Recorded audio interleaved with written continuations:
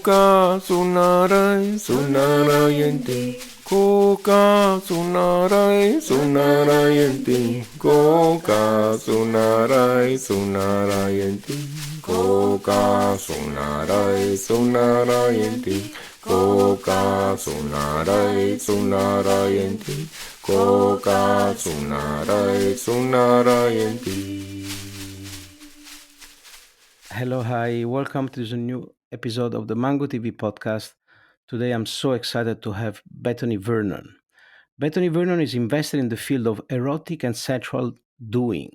The development of her work is multidisciplinary, spanning sessions of practical teaching and curative sharing. The writing of her book, the Boudoir Bible, currently translated in 9 languages, and the design of sublime objects, jewels, sculpture, furniture, objets d'art, as well as happenings. Through this wide fan of mediums, none of which abstract the human body, Bethany Vernon signs an aesthetic of wellness, a sophisticated interaction to the other and above all to oneself.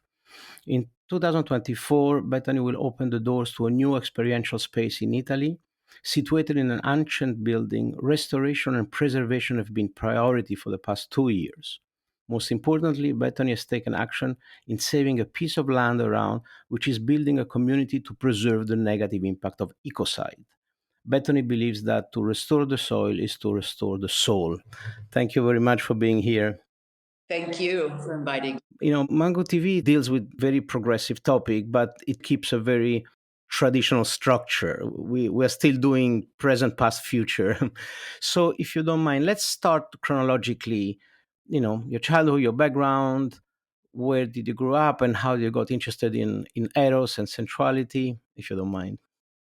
Well, I think that I've probably always been interested in eros and sexuality as any human on the planet.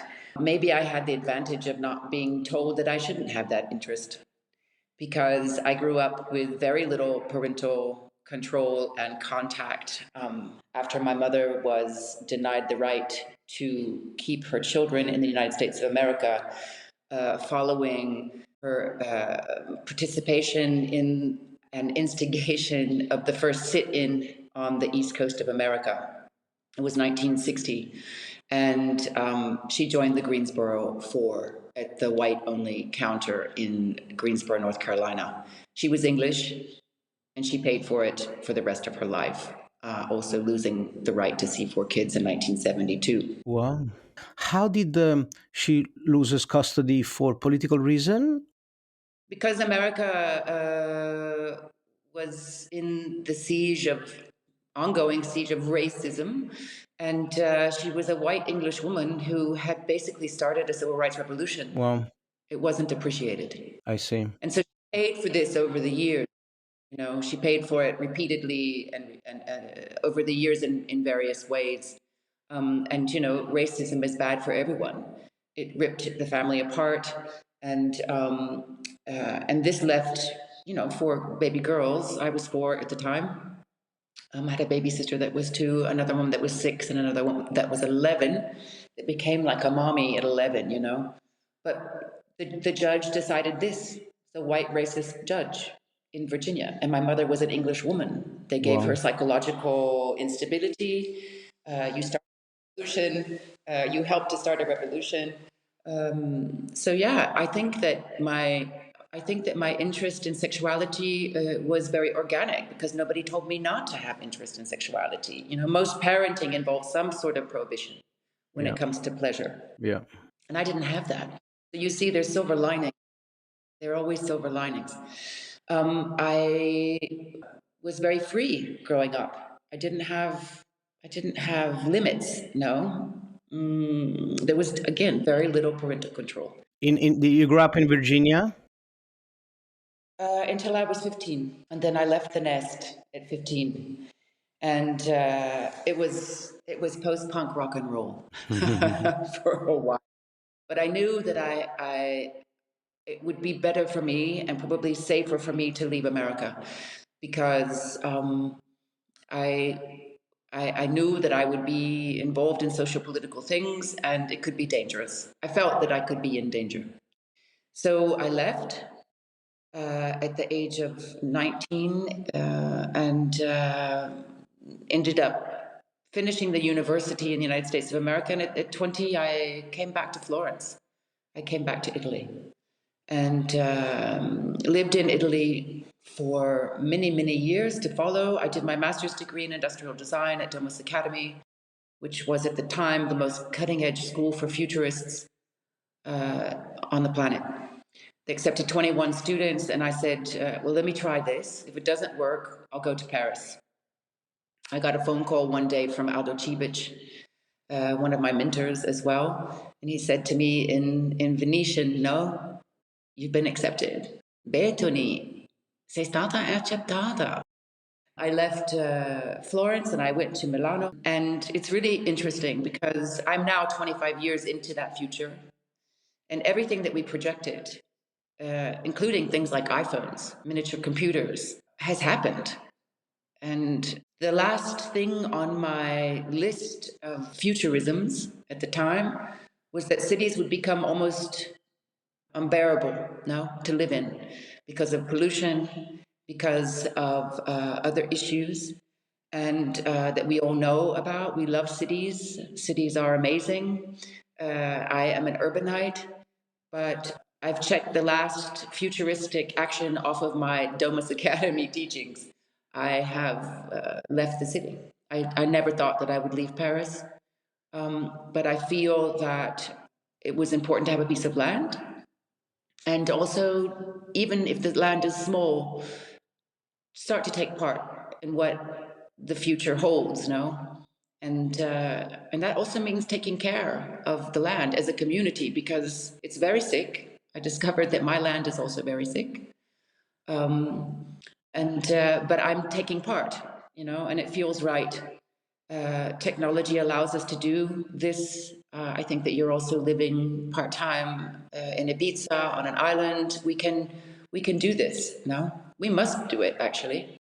So I'm one of those people that left the city for a better life, a better quality of life, and to be part of the future. A futurist cannot not have a piece of land, in my opinion. Sorry, forgive me. Before we go into land and soul, let me just like backtrack 1 second. You grew up with this interested in sexuality, and then you went into this, very exclusive industrial design school. When and how your interest in sexuality and your interest in design united in a way? When did they start to? How was that process? I started to design the erotic jewelry in 1997. Earlier actually. The Sado Chic collection, which is also a term that I coined, Sado Chic, started in 1992. So I was selling at Luisa Via Roma, a very beautiful store in Florence. It was actually the first concept store, and I had a huge window. And I began to break through internationally with concept stores around the world with this collection. Sorry, Bethany, it was the Sado Chic collection. Sado Chic collection, yes. And it was very symbolic, a ball and ring mechanism that gradually over the years became an integral part of the functionality of this collection because my work is often functional. That function is often hidden. And so, yes, by 1996, I thought, wow, okay, the collection was about 45 pieces, I guess. And I decided to show it to Barney's New York. And the buyer almost fainted. She said, you can't do this. This is perverted. This is not okay. And I said, just about loving each other and touching each other in a more empowering way, giving the body a sort of extra opportunity, a superpower. They didn't like it. And I understood in 1996 that I was too far ahead of the curve. But I kept on working on it secretly. And I continued to provide my clients around the world, beautiful stores around the world, with my handcrafted artisanal works. And then after September 11, 2001, I just decided that I couldn't responsibly just design objects for ornamentation, and that I would go public with this. So it was just after the attack on the Twin Towers. I was in Paris, and I took the erotic collection with me in what we know it now today as the Boudoir box. It was an object that allowed me to move the collection around in a very elegant way because there were no stores. No one was interested. There were no erotic stores for women. There was nothing. There was zero. Okay. In 2002 or three, I think it was, I met the daughter of Anita Roddick, who was the founder of Body Shop. Her name is Samantha Roddick, and she had opened up the first luxury store for women's pleasure in Covent Garden. It wasn't on the wrong side of town. The store, it was right in the center of London. And someone said to me, "You have to meet this woman."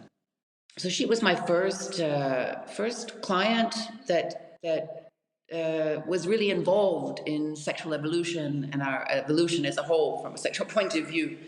And that was the beginning. It sort of sparked a lot of interest, and I thought, wow, this is going to be the beginning of a sexual revolution, you know? Even designers like Mark Newson got involved and started to design vibrating tools, etc. Something that I never did, by the way. I believe that the sexual vibration is enough. We don't need batteries and all of that stuff necessarily, at least in my work. I mean, I let somebody else do that. It's another sector, no? And yeah, I really thought it was happening. There was a moment also, I mean, people like Tom Ford were doing porno chic. I started to see things like crops and whips and kinky things, you know, so-called kinky things in advertising that went from advertising martini, cocktail mixer. You know, I remember this publicity or an advertisement where a girl was tied to a chair next to a swimming pool. And I used to use it as an example in my workshops of what we don't do. We don't tie a person up in a chair, leave them by a swimming pool, and walk away, because there was no shadow, of course, of the person who tied her there. So what happens if the woman struggles, which she will, because that's part of the fun, no? A little struggle goes a long way, and tips into the pool. So I would use this advertisement of Martini to illustrate what we don't do with the cords and bondage. And then suddenly this wave, another wave, as it always happens, because our sexuality, of course, is the center of our essence, of our soul. You know, we masturbate in our mother's wombs. You know that, right? No. Well, we do. And to negate this is a very dangerous thing. In fact, I think that our society is broken because our sexuality is broken. And I have of course I was very young when I started to design the collection, 19, 20. And I was naive. I thought, well, everybody wants to have an evolving transcendental sex life, no? And I was wrong. I found myself, first of all, banned, ostracized, pigeonholed as someone who was perverted, therefore sick, kinky. I mean, I used to have, people in the fashion system, on the upper echelons of the fashion system, say to me, "Oh, who are you beating up?" and things like that. It was very strange. Because of course I work with love, and I work with enhanced pleasure, and I work with consent, and I help people evolve sexually, But it was seen, and it still is seen, as something bad, wrong, again, pigeonholed, as the dominatrix or something like that, which is, I never worked as a dominatrix. That's not what I do. That I train people to explore that safely? Yes, I do.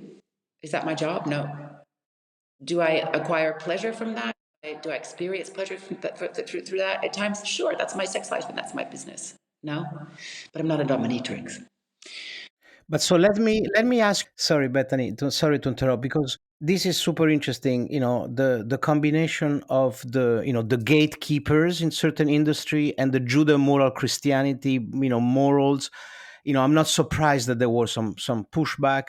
But now, if 20, 30 years after, you know it's social media, every other article or post is about transcend through sexuality and sexual empowerment. So you were right 20, 30 years ago. But what I would like to understand is what was the cultural and philosophical um, thinking behind your desire to empower women, empower humans around sexuality? What was the drive? How did what was the inspiration to the first Sadoshi collection intellectually, or it was just out of the body, it was just instinctive, or there was any author or any school, anything that helped you? Is the tantra movement or the sex positive movement? Who inspired you? Well, pleasure inspired me. Enhanced pleasure. But of course, I grew up in the United States in the 1980s, and I was part of the New Age movement. There was a lot of research going on and blending of thoughts and philosophies. I studied my minor at the university is religion and philosophy. I was always interested in Asian philosophy of all sorts. I was very much in my body, and again, not inhibited. I was probably the last generation of people who had, participated in orgies without thinking, "Oh my God, I'm going to get sick," you know. Free loving with our friends. The idea of having a monogamous relationship for me in the 80s was completely extraterrestrial, I was free. I had a freed sexuality. So I was also very interested in erotic literature. Pauline Réage, the Histoire d'eau, the story of O, was certainly an inspiration for the Sadoshi collection. And it was quite innocent what I did. I was just tapping into things that made me feel good, and I put it out into the world.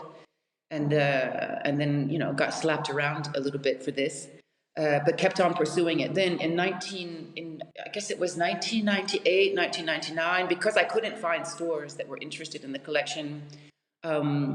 I continued to cater to the ones that were interested in the other collections, and I went to Paris with an assistant in 1998, I think it was, and she'd never been to Paris, and I said, "Look, I'm going to take you for a tour of the city where everything is permitted, no?" And at a certain point, we were walking, and I had a full-blown vision. I talk about this in my last book, Paradise Found, which is a 30-year anniversary celebration of the Erotic collection, which then became called Paradise Found. And it was very clear to me. It was like a download. I saw it very clearly, and I said to my assistant as it was happening, this download, I told her what was happening. And at a certain point, she said to me, "Can we sit down?" We'd walked, and I was a bit in a trance, really. We walked and walked and walked. We were near the Tuileries, and I said, "Let's go and sit in the Tuileries and have a glass of wine." So we go, and she said to me, "What you're telling me is insane. We can't do that. You can't build a space for workshops, initiation. You can't do this. This is dangerous. It's going to kill the business." Three months later, she was gone. She freaked out and left because I got back to Italy, where my studio was at the time in Milano, and I was obsessed. I couldn't drop it. I couldn't sleep at night. I couldn't. In fact, in the end, a year and a half later, the Boudoir box was born, and it allowed me to travel to my clients. It allowed me to cater to the people who wanted to have also a body safe, luxurious, durable response to what was happening on the so-called sex market, no? On the sexual accessory marketplace, no? It was and still is dodgy and bizarre and I find it still rather unevolved. No, in fact, I don't use the term sex toys because, of course, my work led me to understand quite quickly that abuse is the norm, and anything that has to do with children and adult sexual play can trigger. So I use and coined the term les bijoux outils, the jewel tools, no, which I find more aligned with adult pleasure. I don't make toys. That's not what I do. And yeah, so one thing led to another. This young lady who was my assistant 3 years ago, she contacted me on Facebook and she said, "You know what? It's really incredible. I watched your vision come to life." She recontacted me. So yeah, it's been it's an ongoing. It's not finished. You know, I mean, the jewelry for me was just a vehicle into what probably is, you know, going to be the future of my work. I don't feel to, I mean, in fact, it's an incredible key. It opens up conversations that that wouldn't have been opened without them. It motored a movement as well. I mean, those jewels motored possibility. And so now I'm on to other things. Of course, they still exist. They still motor. They still are keys. It's a permanent collection that still provides pleasure, and I make to measure and to order. But I'm only catering on first dibs because there's still no store in the world that is really interested in seriously taking it on. So what you seem to think is some sort of evolution, it's happening in our tiny little sexually conscious, and I mean, I guess we could say conscious tribe around the planet. We can have these conversations openly, but you cannot actually do it beyond our tribe. Consider that on Instagram, I am still black flagged. I am not allowed to promote. I am not approved still today. Yeah, that is changing. That is changing. But I was trying to understand. You mentioned Pauline Réage. Pauline Réage is a pseudonym of the writer of Histoire d'eau from beginning of the century. What do you think? Because our listener, definitely me, but I imagine our listeners are a little bit new to the world of BDSM and role playing and power play. And what is the cultural origin or the cultural framework of Pauline Réage's story? Where does that come from? It comes from the human desire to play and to keep on playing. And play keeps us young and active and curious. And I believe that the power of play is a real one, you know, it's another superpower. It's like an archetypal force. You associate power dynamics with play. Can you elaborate a little bit on that? Yeah, I think that when we are, first of all, I think that pure and simple penetrative sex, which essentially serves to make babies, after a while is not very interesting. If you're going to evolve a relationship, a sexual relationship with someone, you have to move on because it gets kind of boring. It should be part of a bigger picture, no? And the entire body is riddled with nerve endings, and we can actually turn ourselves on and transcend, you know? The Taoists, they believe that sex that was intelligently experienced was the next best way to illumination, to meet God and to become one with oneself, one's partner, but also with the divine, no? This is so far away from Judeo-Christian monotheistic thought, no? Play and power. Well, sex is power. This is the other thing, you know. When I was in my teens and this started to brew, I wasn't experienced enough to understand what it means, sex and power. What is the relationship between sex and power? And of course, that's no longer ambiguous to me. Sex is power, and this is also why our sexuality is stolen from us. It's systematically stolen from us. I mean, the church, I believe, systematically steals it from us. Most monotheistic religions steal it from us because it is our access to the divine. It is our access to the greater field. You know, it is a way to access the field without doing drugs, actually, or meditating. It's a form of meditation. And this has been, and that's why it's been taken away from us, because it centers us in ourselves. And a society like ours, to be centered in the self, is considered dangerous for the system because it means that you don't need all the bullshit. You can really do without it. And the sexually centered, the sexually realized and understanding person is a bad consumer at the end of the day. Yes, thank you. I feel what I'm getting through the lens of my more psychotherapeutical approach is that this idea of power and play is, to a certain extent, a form of devotion. This idea of giving away power and surrendering. In the case of Eastward, it's a very gender based, the woman surrendering to the man, but this idea of radical trust is a form of transcendence. When you give away your power completely, yeah, I get it. I found a frame to understand it. Thank you. And there is a frame. I like the word frame because, of course, when we give our power over within a secure space, a place where we can trust, with a person that is trusted, with any boundaries that need to be expressed before the playtime begins, it's very liberating, no? And it requires that we have some level of sexual understanding, no? And this is what we have been denied. My work picks up with the works of, I call them my foremothers and forefathers, that go from Kinsey to Willem Reich much before.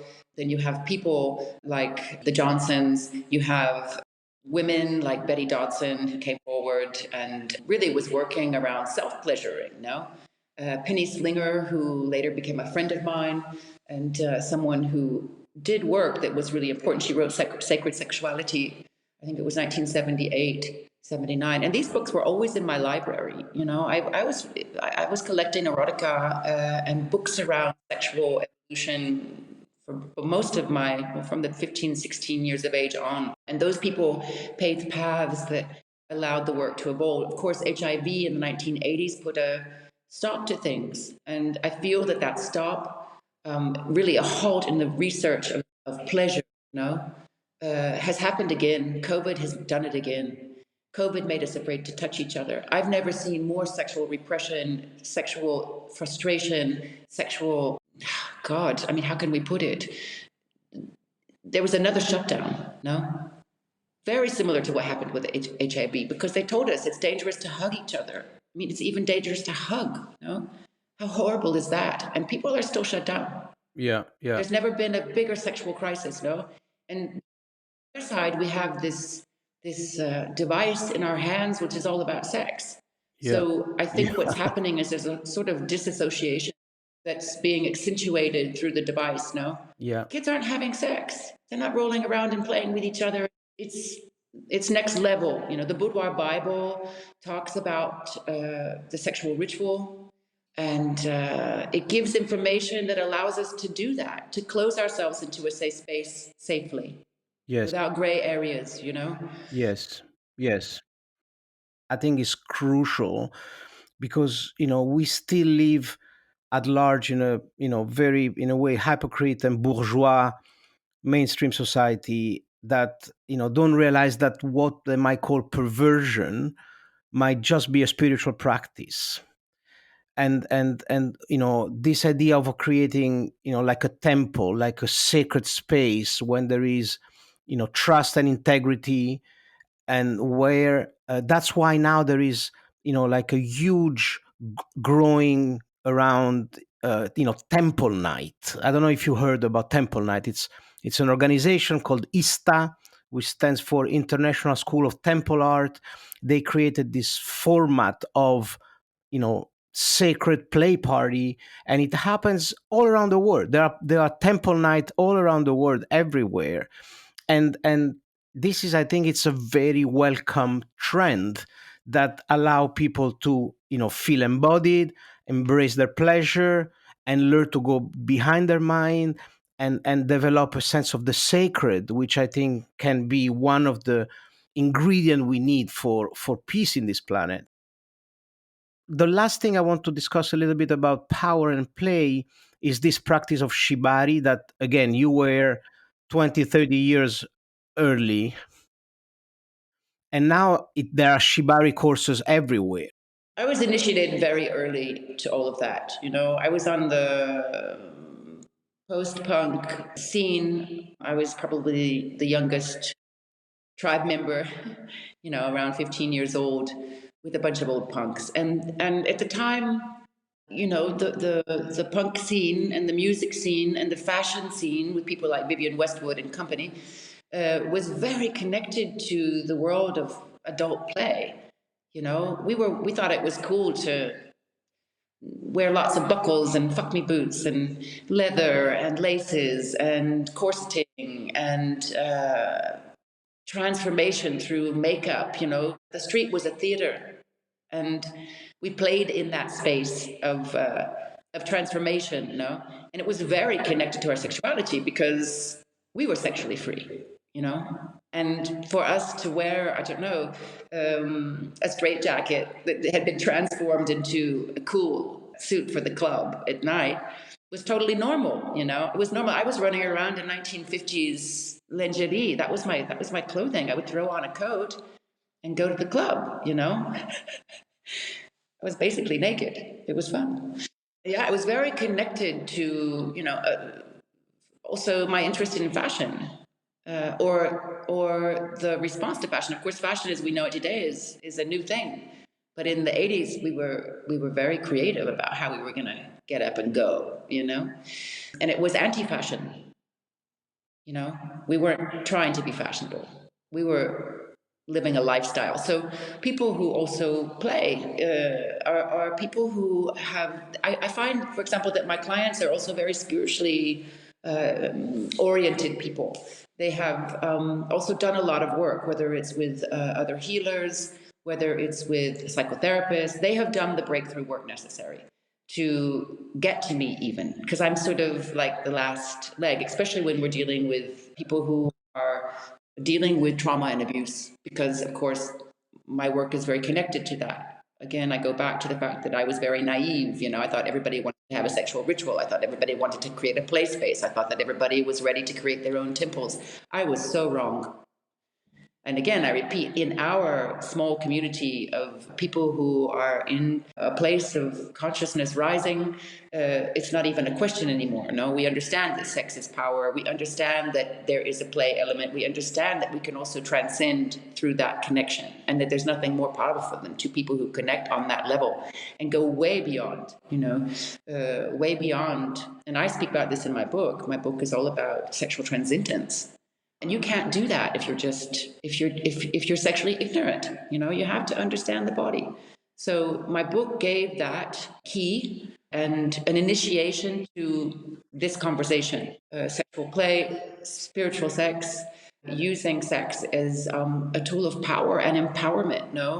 Taking it back. I give back the key, which for 2,000 years has been hidden, stolen, and taken away from us as a society. And I do firmly believe that until this is the case, and until we're not teaching the importance of pleasure and sexual intelligence in school systems, by the time kids, well, not by the time they're watching porn, because that would be too early, they're 5 years old, but by the time they are moving into their sexual selves, which is with puberty, they need to be guided, they need to be educated, because right now it's falling apart.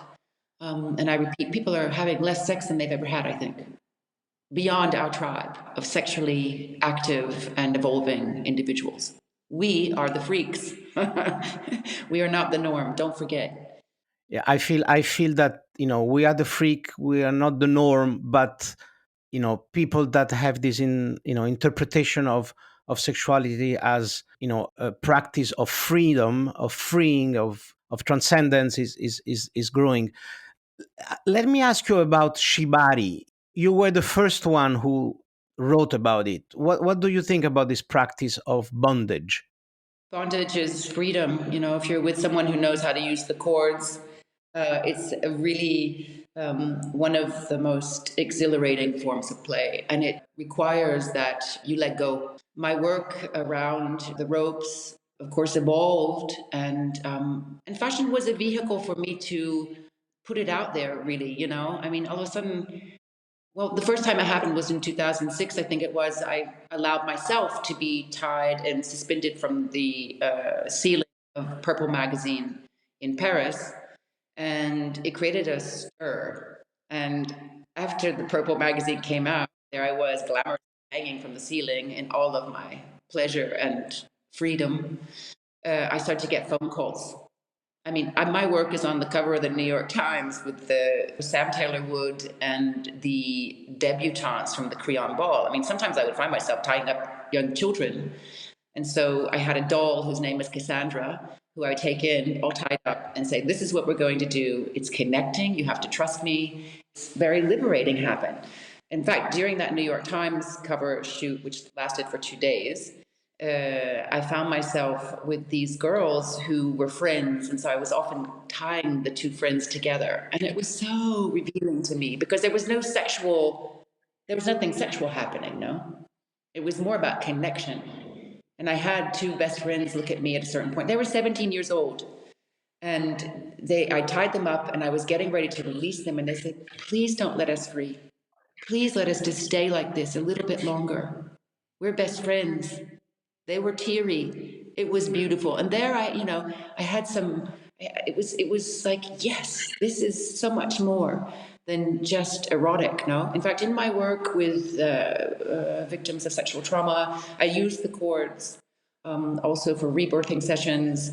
The chords are a way to hug. Sometimes, people that are victims of abuse are also not interested in close contact. So it can be a full body hug. I use them to touch them without touching them with my hands, if that's still an issue, The contact in my body work is often done with chords. And they're magical for both of us because there is a creative fluidity in once you've got the base of the chord work down, it is so creative and so connecting. And I see, for me also in my work, the chord is also the umbilical cord. It's what it connects us to the bigger picture. And so sometimes there's a lot of symbolic work happening in my method with the chords when we move out of the erotic context into a healing context. But for me, they're very important. I think that there's the fact that it's now people are talking about it, people are using it. It really hit the fashion system on the head, and it's great. My work continues to penetrate those sessions and moments. I'm the go-to girl when it comes to chords and play and beautiful objects to accentuate those moments. Because of course, people who have never been tied up often come and say, "Well, what do you do with somebody that's tied up? Why would you do that?" And we do it because it creates release. My work with the chords evolved into the theta frequency sessioning, which you may be aware of, and it's very much part of my method. And in my experiential spaces, there's a dedicated space to that. I started to use biofeedback devices to tap the brainwave frequency during these sessions. And my work in this moment, especially the healing part of it, is very connected to very quick induction. So I use this evolution of the work with the chords, which then moved into straps and leather elements for pinching without restriction. And I do a lot of my clinical hypnotherapy work in that quick induction state. It allows me to get you in and out in 40 minutes. And if you come, and I hope that you'll come because I know you're in Rome, you should come to me. I will have this space set up. I guess I'm about 3 weeks away from actually being able to get back in the straps. It's 2.5 hours of the effects of meditation that occur in about 25 minutes. So the work has evolved, There's also these two aspects of my work. One that is sexual initiation to play, etc., and then the healing work, which is 80% of the work. Yeah, it's amazing. I want to reiterate to what extent you were such a visionary and a precursor, because in the Boudoir Bible, when you were talking about, anal sex and shibari and bondage, and some unaware people could have seen that as perversion, but now we know, when you call them with Of course. now we know that, you're using word like letting go and connection, and this is what all this new movement, the metamodernism in philosophy, or the post-age movement, integrating the new finding of quantum physics on non-locality with the psychedelic renaissance, with the transpersonal psychology. We now know that, we are there is a connection with the cosmos, and consciousness might be a primary element of reality. We're looking at the conscious cosmos. We now, more and more is coming from science, from neuroscience and quantum physics, that consciousness is not produced by the brain but is primordial.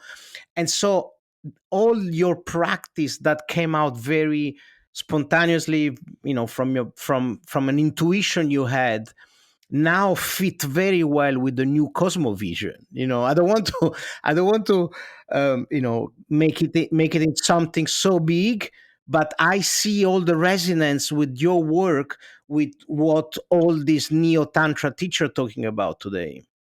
Yes, but I've been doing this since I was a kid. I'm part of the New Age generation, and so I had this incredible privilege, to be guided, initiated, supported. My best friend at the uni was the daughter of Asha Durkee, and Asha Durkee had done the illustrations for Baba Ram Das Be Here Now. And she was a person that was very influential in my development. I've worked with healers and shamans around the world for the past 25 years, but I was initiated in my teens. So what I see now is this coming to fruition of something that was already there. We come out of the 70s into the 80s. The New Age movement starts to bring all this to the forefront. There's a space, and then it gets shut down. So here we are again in this wave of, and I do believe that the fact that we are here today is enormous. It was the kind of thing that was happening in the 70s and 80s that was shut down in the 90s. We went to this increased materiality, this increased capitalistic force in the 90s, over production, over extraction, over. It's over. It has to be over. We have to be more responsible, and that responsibility requires the teachers that are there draw us towards the essence of the soul, rather than away from it. We have to stop with the disassociation. Otherwise, we won't be here very long, in my opinion. I think we're in a crisis. We're going through a meta crisis, politically, socially, ecologically, culturally. And, I think that we can call it a crisis of consciousness, where the individualism has maybe gone too far with the neoliberal capitalism. And so we have disconnected from nature, from ourselves. And so this is translating to a corruption of the social fabric. No, I like the word corruption. I think it's right on, and it's 360 degrees, no? It's affected everything. Yes. Okay, let's spend the last 10 minutes or so in your new project in Puglia. So what's happening now, and what's going to happen in the future? Well, the new project is actually in Umbria, which is the umbilico, the belly button of the world. I'm in a vortex, for sure. I've lived in and out of Italy for the past 35 years. I call it home, but I was working in Paris for 14 years, living and working in Paris, always with my artisans and for the work that I do in Italy. During COVID, I decided to come home and had been working on a project that involved going off the grid. And I found a house that was taken off the grid by someone who works for the European Union, and he's a specialist in biodiversity. And I said to him at a certain point, I said, "Why are you selling this house?" And he says, "Well, I guess he's about 75. I feel obliged to humanity to go back to Africa because I need to prevent Bill Gates from putting Monsanto seeds on the continent, because it will be the end of humanity." And I was like, "Oh, okay." With COVID, the project around the purchase of this sustainable property off the grid, which also involved a partner, became less interesting to me. And I felt that it was maybe better to look within village walls and not have an independent house. So I started to walk, and I was walking in the areas where I feel most connected. And I found a place that's very ancient. It has megalithic parts, and Etruscan parts, and Roman parts, and parts that go up to about 800 AD. So I also feel that in Italy, when we restore something, we are also salvaging our cultural heritage. It's a big responsibility, but I felt like it was the best way to go. And of course, I was looking for land. So I found, fortunately, a house with a piece of land that's 4,000 square meters. It's very steep, which means that 4,000 meters becomes about 10 hectares, acres. I am on a journey. I don't know exactly where it's heading. I bought an earth ship. It is a place that will definitely, it's designed to leave people. It's going to take place of my structure in Paris, where I did initiation and healing work for 14 years. And there's an added dimension because you get removed. It's another degree of removal, because I'm about an hour's drive from Rome, 40 minutes on the train, and it is astoundingly gorgeous. And I will start by just receiving and doing the workshops on the weekends, individuals and couples.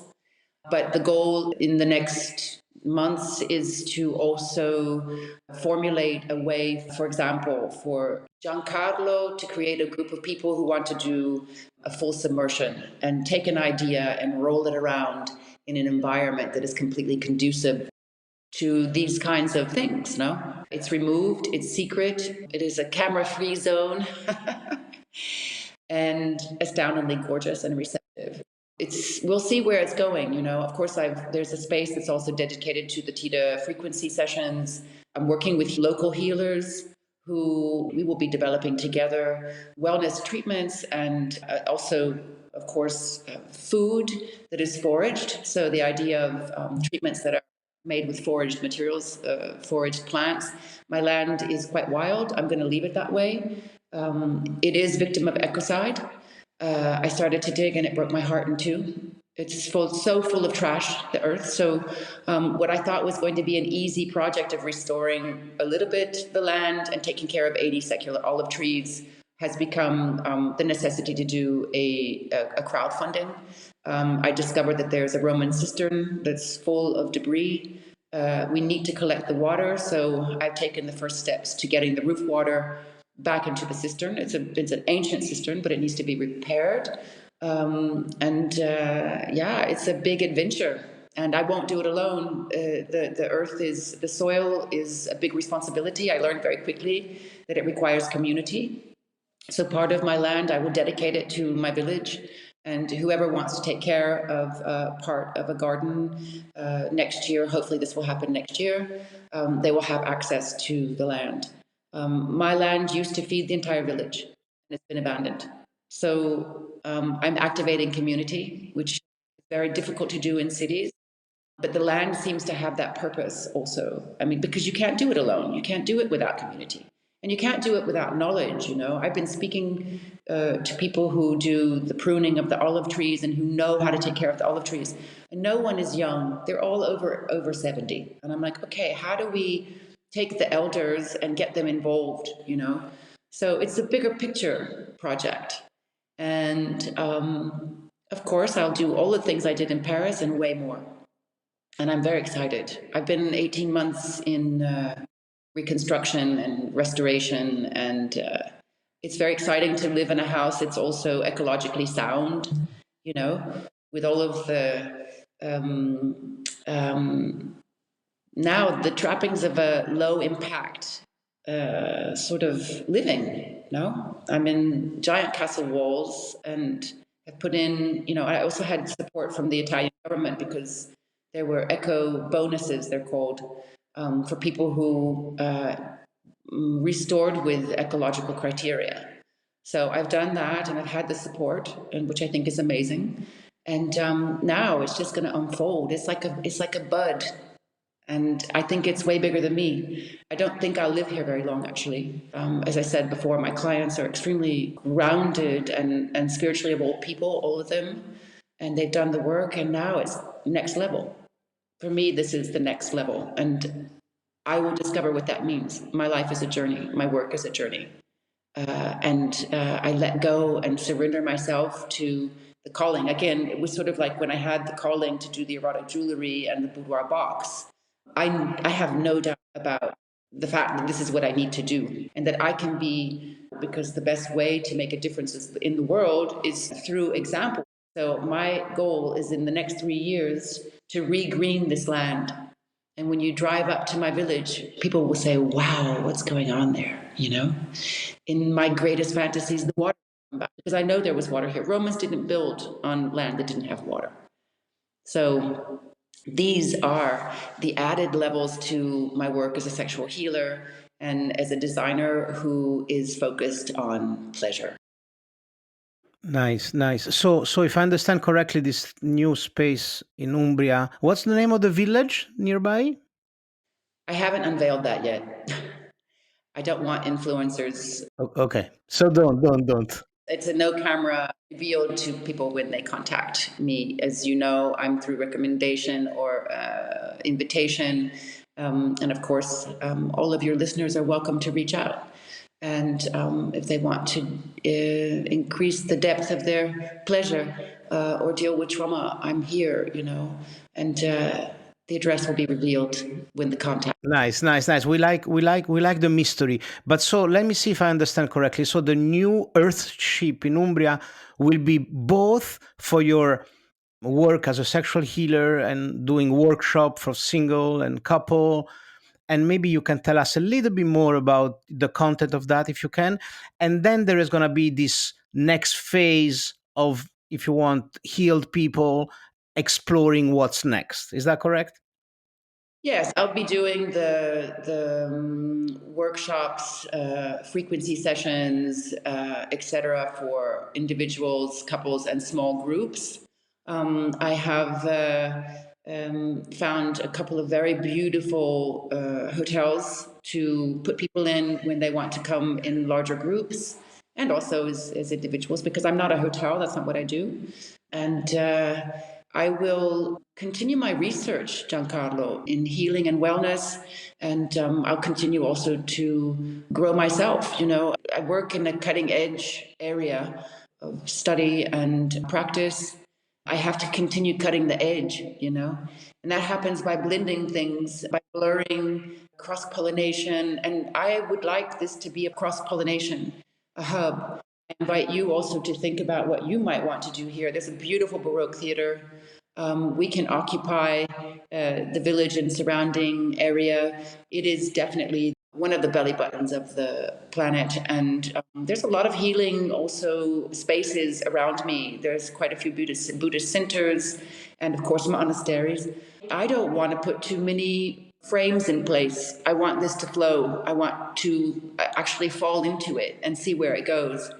And I can do that because I know that I have a cushion, which is my experience of 14 years in Paris with a space that was doing this. And it requires just a little bit more effort. You get to Rome and then you get to me. And that's all planned out as well, made easy. And let's see what happens. I'm very interested in the collaboration with healers here using natural foraged sources, to create healing formulas in the space. We're already experimenting. In this time, the malva is just incredibly florid. It's everywhere. My ground is covered with malva. So we've been working with malva teas, which are interesting. They get very collagenous and sort of, I don't know if you've ever had a fresh malva tea. Then yesterday we did malva rice wraps. And you're basically, you're eating these things straight from the garden, but not even from the garden because I don't have a garden yet. It's straight from the land. It's just wild. I put in a Turkish bath, ice treatments, I'm very excited to work with other healers in the space. So again, I'm totally open to also giving the space over. You have a healer, they want to do research, they want to cross-pollinate. Let's create a space of evolution, of futuristic doings and thinkings, and see how through that we can spread this into the world. Just like you said, I brought the power of the chords to the forefront, and now everybody's using chords, which I think is great. Let's do the same with a regenerative lifestyle living. I really put a call out also to people who are living in cities and who are really burned out by it. I find out that we were living in a rather burned out sort of moment. And I think that if I can empower someone to actually say, I can actually, thanks to technology, live a really great life and move out of here, get out of the permanent sort of toxicity of the cities, and use the city as a place to go, not a place to live. And I think that you've done that as well. The quality of life is really important. My quality of life, for me to be in a balanced place and to help others, I need to be living that. And so I fearlessly did it. I sold my property in Paris. I gave the key to the person who purchased it, who I knew was the right person to purchase it, because my space in Paris was also very powerful and very interesting from an energy point of view. And I walked away and I didn't look back. So it's very exciting. Yes, very exciting. This idea of an evolutionary laboratory, I think, is a great idea. Definitely, we should discuss more. I'm very interested on this exploration at the intersection of healing, non-ordinary state, and pleasure. And we spoke about you with Marianne Costa in Ibiza, and we said you should come over and brainstorm some work with her. And I don't know if it's a good fit, but April 8th, I'm hosting advanced holotropic breathwork. And I don't know if you could be persuaded to come over and meet the Ibiza community and start this collaboration. I would love to, and I thank you. And I think that this is exactly the spirit, and I open my doors to you. I think that our crossover work is what's going to, as we work together in all these different areas and fields that are all connected to one, that it gives me hope for the future. And I would love to be with you, and let's make that happen. And then I don't know when you will come to me, but you're close to me. And I think that you should come quick. I will be coming every couple of months. So, we promise that I come to you, you come to me, this definitely before the summer. Yes, and April 8th, I'll look on the Ibiza side, and let's definitely collaborate. And the idea of the hubs, I think, is important. I think it's Daniel Pinchback who says that we have to get the California attitude out of California. Get people to move. Ibiza has the same thing happening. A lot of people who are on the same page have moved there, and I think that's great too. But we have to keep the spread happening. So I've done it over here in the vortex of the Umbrian countryside. And again, I'm not alone. This is a place where there are a lot of different Zen retreats and Buddhist retreats and things to discover. And you will feel it. It's very beautiful. And I love waking up in the morning and opening windows and seeing the valley. Amazing. People have said to me, "You're crazy. You left Paris. How could you dare?" well, I'm connected to Paris. Paris will always be home. I'll go every couple of months and to travel, but when it's the right time to travel. Thank you. Thank you very much, Bethany. So, because of respecting your sense of secrecy for now, we're not going to put any website on the show notes. You might not even have a website. So, how do people get in touch with you? You can put betonyvernon.com, and you can put also, if you wish, a direct contact to contact at Betony Vernon as a email if someone wants to reach out. Yes. And about our community. So even though it's public, it's private, you can put the betonyvernon.com. It doesn't talk about the experiential space yet. It may have a place where there is a code to be put in at some point, but I'm going to operate under the radar at the moment. I think its power is in that. Your safety is in that. My client's safety is in that. And I'm doing the work personally, so I can only do so much.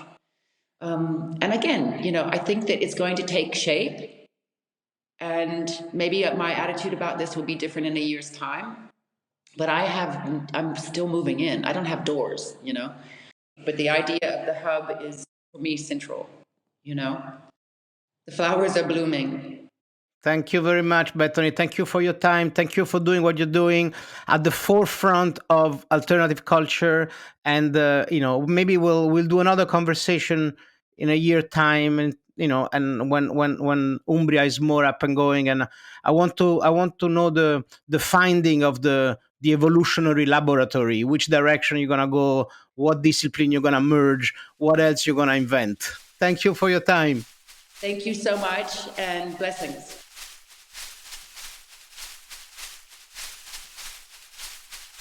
Koka sunarai sunarayanti. Koka sunarai sunarayanti. Koka sunarai sunarayanti.